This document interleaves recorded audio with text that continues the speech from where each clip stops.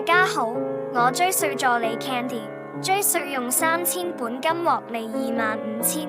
我哋嚟睇下追稅如何透過期權以小博大。打開1898中煤能源圖表，股價係平均線之下唯一個下跌細股票。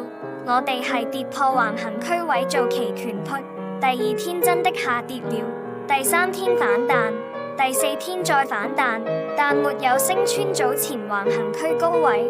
我哋一直持有，第5天出現下跌信號，第6天大跌7%，追稅決定止賺3000本金獲利8000。打開2018瑞聲科技圖表，股價係平均線之下唯一個下跌細股票，雖然下跌但發現一個下影線很長陰燭，加上有大成交量，有反彈信號，我哋就用小時圖嚟去分析。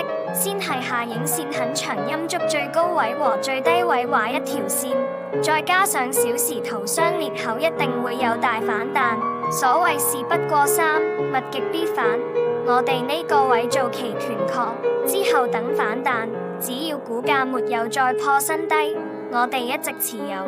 終於2天後大升18%，追稅決定止賺9000本金獲利18000。追稅經過呢2次期權交易，用3000本金獲利25000。今次分享就到呢度啦，希望大家鍾意啦，記得訂閱同俾個讚啦。